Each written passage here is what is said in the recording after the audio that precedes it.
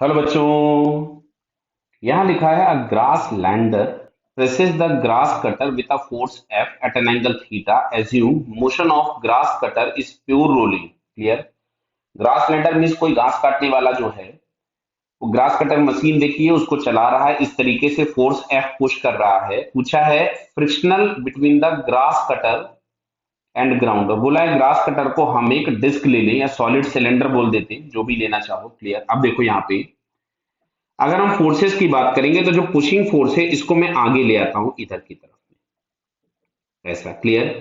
तो इस पे जो लगने वाले फोर्सेस होंगे वो सबसे पहला तो एक नीचे फोर्स लग रहा होगा इसका खुद का mg, और यहां कहीं से एक नॉर्मल एक्ट हो रहा होगा n।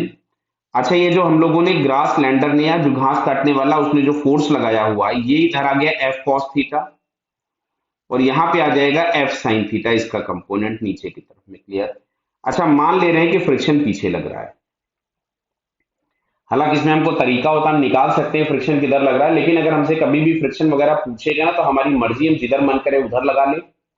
सॉल्व करने के बाद यदि प्लस आया तो जो डायरेक्शन हमने लगाया वो करेक्ट होगा, और अगर माइनस आता है तो उसका अपोजिट कर देंगे। क्लियर? तो अब ध्यान से देखिए, अगर इसका जो एक्सेलरेशन है ये जो आपके पास दिया हुआ है डिस्क के फॉर्म का बोला गया है जिसको, अगर इसका एक्सेलरेशन ए इधर है तो इसका एंगुलर एक्सेलरेशन अल्फा इधर होगा, और प्योर रोलिंग हो रही तो alpha is equal to A by R होगा। क्लियर है? चलिए, तो यहां से अगर हम लोग ट्रांसलेशन मोशन के लिए इक्वेशन, तो दिख रहा हॉरिजॉन्टल में एफ कॉस थीटा आगे है और एफ एस पीछे है, is equal to M into A. ये हम लोगों के पास आ गया इक्वेशन नंबर 1। अब अगर हम सेंटर के अबाउट देखेंगे तो चाहे एफ कॉस थीटा देखो, चाहे एफ साइन थीटा देखो, चाहे नॉर्मल देखो, तीनों के टॉर्क जीरो हो जाएंगे। टॉर्क प्रोवाइडर के नाम पे केवल एफ एस मिलेगा। तो यहां से हम लोग लिख लेंगे एफ एस इंटू आर, ये हो गया acceleration, sorry torque, is equal to I into alpha, और आई की जगह पे हम लोग यहां से पुट कर देंगे M R square by two, और अल्फा की जगह हम लोग लिख देंगे ए बाई आर, क्योंकि प्योर रोलिंग के लिए आर से आर गया, इससे ये गया। तो यहां से बेटा F S is equal to हम लोगों के पास आ जाएगा M A by to.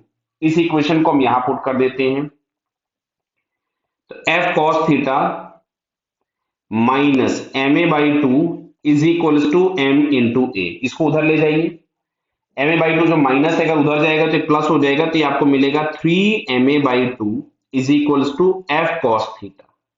Clear? तो यहां से ए बराबर हमारे पास आ रहा है 2f cos theta upon 3m, और हम लोगों से पूछा गया था कि फ्रिक्शन कितना होगा। देखो ये फ्रिक्शन हम लोगों ने निकाल रखा था, तो यहां से हम लोग लिख लेते हैं F S is equal to m by two times A, और a बराबर हमारे पास आ रहा था 2f cos theta upon 3m। तो इस m से m कैंसिल हो गया, इस 2 से 2 कैंसिल हो गया, तो फाइनली हमारे पास आंसर आता है f cos थीटा बाई 3।